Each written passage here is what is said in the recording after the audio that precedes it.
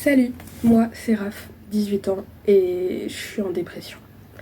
Oui, j'aurais pu choisir plus joyeux pour une première vidéo, mais je pense que c'est un peu le début de tout ce qui va se passer sur cette chaîne. Euh, Déjà, il faut savoir que quand je parle d'une dépression, je parle pas d'une petite déprime de 2-3 semaines parce que mon copain m'a quitté. Je parle de plus d'un an, et en vérité, je sais même pas combien de temps, euh, à être fatiguée à longueur de temps, à avoir des idées noires, à pas réussir à avancer, à parler de moins en moins aux gens, à batailler contre moi-même en fait, tout simplement. C'est des jours et des jours où tu restes allongé dans ton lit, à fixer le plafond. T'as pas envie d'aller sur ton téléphone, t'as pas envie de jouer à la console, t'as pas envie de sortir voir tes potes, t'as pas envie de parler aux gens, t'es juste là et t'en as marre. Et ça fait plus d'un an que je bataille avec ça, sauf que je bataille seule. J'ai pas les moyens d'aller voir un psy. Mes parents me soutiennent pas du tout et ne croient pas à ce genre de choses. Euh, donc en fait concrètement je suis là, je bataille, personne n'entend mes appels à l'aide et je le fais seule. J'essaie de m'en sortir, j'essaie d'avancer petit à petit, mais concrètement c'est compliqué. Qu'est-ce que ça veut dire pour moi être en dépression? Ça veut dire que j'ai perdu progressivement tous mes amis. Il m'en reste deux trois mais je les vois même pas régulièrement, ce qui fait qu'on est en train de s'éloigner aussi. Ma chambre est un bordel ambulant, ce qui fait que vous ne verrez que le fond derrière moi parce que je suis définitivement pas prête à partager ça sur internet, mais c'est un bordel ambulant et j'ai pas l'énergie de ranger parce que faut choisir ses combats. Prendre une douche tous les jours, c'est définitivement très compliqué. Euh, Sortir, c'est très compliqué. Je sors de chez moi que quand j'ai des rendez-vous. Parler à des gens, c'est compliqué. Euh, Avoir une passion, c'est compliqué. J'ai plus de passion. C'est-à-dire qu'avant, j'adorais lire, j'adorais jouer aux jeux vidéo, j'aimais écrire aussi. Maintenant, mes journées, je les passe sur TikTok, si j'ai l'énergie. Sinon, je fixe mon plafond. Alors, non, mon plafond est moche, mais il est intéressant, on va dire. Et cette chaîne YouTube, j'aimerais qu'elle me permette d'avoir une raison de me dépasser. C'est-à-dire que pour tourner cette vidéo, j'ai dû m'habiller. J'ai dû me coiffer, j'ai dû trouver de l'espace pour m'installer et filmer. Je vais devoir prendre du temps pour monter un minimum la vidéo, faire un effort pour que ce soit bien présenté. Ensuite, si des gens regardent cette vidéo, je devrais prendre le temps de répondre aux commentaires, etc. Ça va me faire travailler ma confiance en moi et ça va me donner un semblant de rythme et d'objectif. Et j'aimerais pouvoir partager mes progrès et ma réussite. Donc ça me donnera une raison en plus de me battre, puisque se battre seul, c'est très compliqué quand même. Donc il faut savoir que pour l'instant, je ne vis pas en France. Et j'ai plusieurs objectifs qui, je pense, m'aideraient à sortir de la dépression. Mon objectif le plus gros, c'est tout simplement de déménager en France. Sauf que j'habite littéralement de l'autre côté de la planète. La France, moi. Euh, et ça coûte cher. Puis c'est pas comme si il suffisait de payer le billet d'avion, parce que c'est bien beau tout ça, mais après, faudra pouvoir se trouver un job, faudra pouvoir se trouver un appart, faudra pouvoir se nourrir, payer les factures, parce qu'il y aura le téléphone, il y aura internet, il y aura l'électricité, etc., etc. Donc je peux pas partir du jour au lendemain. Donc mon objectif principal, c'est de déménager en France. Mais pour ça, il y a des objectifs secondaires. Trouver un job. Pour ça, passer le permis. Donc j'y travaille, j'en suis à une quinzaine d'heures de conduite. C'est mes sorties de la semaine. Donc travailler plus sur le permis pour obtenir un job, pour gagner de l'argent. Ça, c'est certains de mes objectifs. J'aimerais également, en objectif beaucoup plus petit pour m'aider à aller mieux, réussir à ranger ma chambre.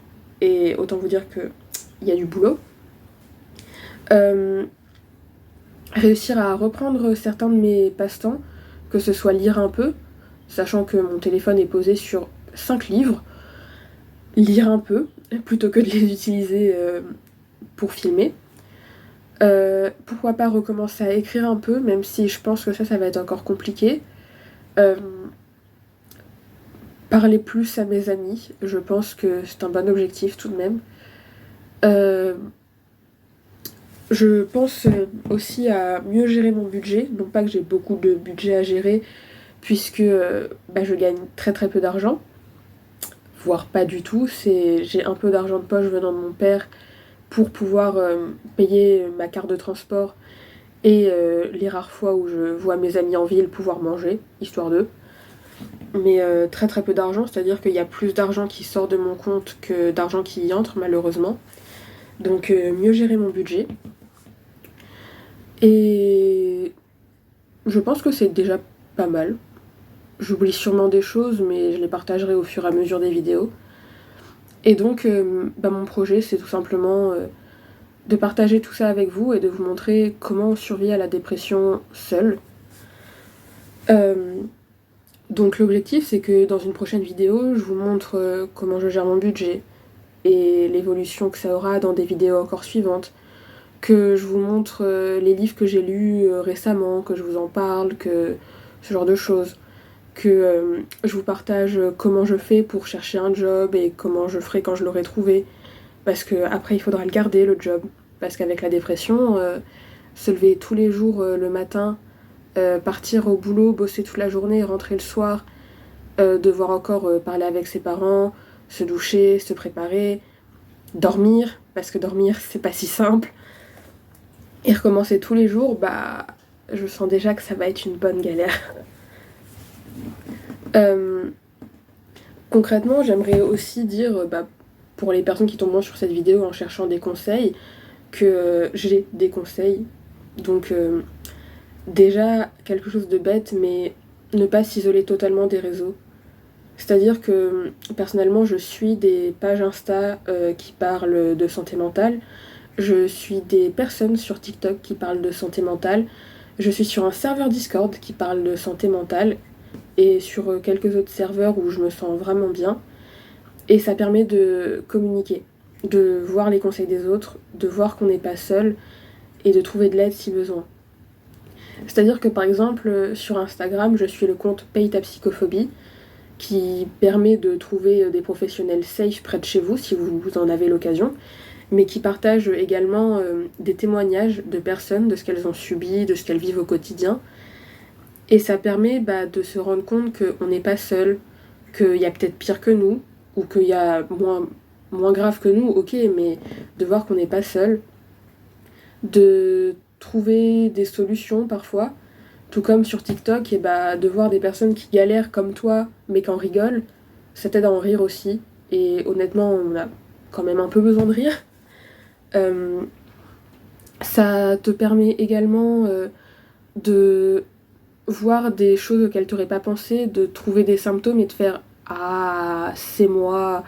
Ah, ça vient de là. » Et bon, des fois ça fait un peu mal, mais c'est toujours bien d'apprendre à se connaître et à comprendre ses troubles.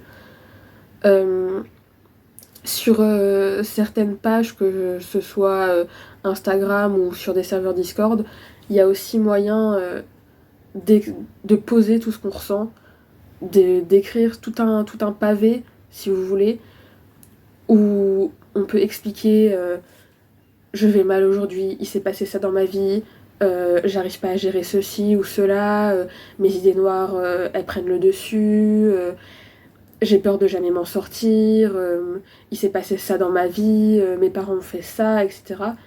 Et de pouvoir extérioriser et d'avoir des personnes extérieures à la situation qui peuvent vous dire c'est pas dans ta tête, ce que tu vis est réel, je te crois, est-ce que tu as essayé à ça, est-ce que tu as pensé à cette solution, n'oublie pas, c'est pas foutu, tu vas t'en sortir, il y a telle solution, etc.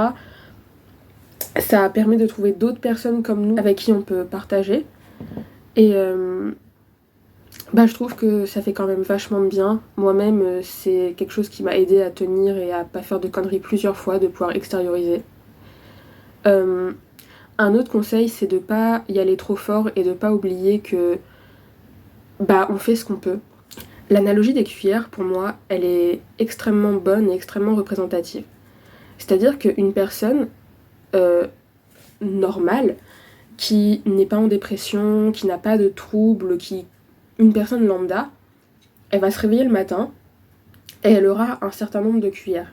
On va dire qu'elle aura 30 cuillères. Le matin, elle se réveille, elle a 30 cuillères. Sortir de son lit, ça lui demande même pas de cuillère tellement c'est facile. Après ça, elle va aller manger. Aura une cuillère et tout parce qu'elle n'est pas très réveillée, ça l'embête un peu. Elle va aller se brosser les dents. Encore une cuillère parce que bon, ça prend du temps, etc. Elle se prépare dans la salle de bain, une cuillère. Donc elle a dépensé 3 cuillères depuis qu'elle est debout. Après ça, elle va aller au travail. Ça va lui prendre une cuillère le trajet et 5 cuillères de tenir toute la journée parce que quand même c'est vachement fatigant, faut bosser, etc. Puis elle va sortir du travail, elle va envoyer des messages à ses potes. Ça lui prend pas du tout de cuillère. Et ils vont décider d'aller en boîte. Et ça va lui prendre 3 cuillères parce que c'est la fin de journée, etc. C'est fatigant, il y a plein de monde. Ok, elle va rentrer chez elle, elle va se faire à manger, une cuillère parce qu'elle sort de boîte quand même, c'est fatigant. Elle va aller se laver, etc. pour se coucher propre. Encore une ou deux cuillères. Et à la fin de sa journée, elle va se coucher et tout va bien. Il lui restait encore de l'énergie, au final il lui restait encore des cuillères. Elle a jamais galéré dans sa journée. Pendant ce temps-là, une personne en dépression, un matin elle va se réveiller et elle aura 10 cuillères. Déjà elle part, elle a que 10 cuillères comparée à la personne normale. Donc c'est déjà plus compliqué. Sortir de son lit, ça va déjà lui coûter 2 cuillères parce qu'elle est bien dans son lit, elle est fatiguée, elle a pas envie de parler à des gens, elle a pas envie de voir des gens, elle a pas l'énergie pour ça. Donc 2 cuillères pour se lever. Elle va aller dans le salon, dans la cuisine, elle va se préparer à manger. Ça va lui prendre 2 cuillères aussi parce qu'elle est vraiment fatiguée. Il faut être organisé, il faut sortir, il faut préparer, ça prend du temps, il faut rester debout, etc. 2 cuillères. Donc là, ça fait 20 minutes qu'elle est debout, qu'elle est réveillée.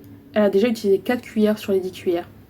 Après ça, elle va rester chez elle parce qu'elle se rend compte que ça prend trop de cuillères de sortir en fait. Si elle sort, ça va lui bouffer 5 cuillères et elle pourra plus rien faire. Donc elle va rester chez elle. Après, il va y avoir sa famille à qui elle va devoir parler. Ça va lui prendre encore une cuillère si ce n'est 2. Ah, ça fait déjà 6 cuillères. Je me suis pas encore lavée, je me suis pas brossé les dents. J'ai rien fait, j'ai pas fait mes passions, j'ai pas parlé à mes potes, j'ai rien fait. Et puis là, elle va se rendre compte que elle est fatiguée, y a des idées noires qui viennent, c'est vraiment compliqué, mais elle va lutter pour pas faire de conneries, pour juste se poser dans sa chambre et faire en sorte que ça passe. Ça va lui bouffer encore 3 cuillères. Et il est midi, elle a pas encore mangé, et il lui reste 1 ou 2 cuillères. Comment elle fait? Là, soit elle va pas manger, soit elle va pas se brosser les dents, elle aura pas l'énergie de se doucher parce que pour se doucher, il faut rester debout, ça prend du temps, faut faire les choses correctement, etc. Pas aujourd'hui, il n'y a pas l'énergie parce qu'il faut encore tenir jusqu'au soir.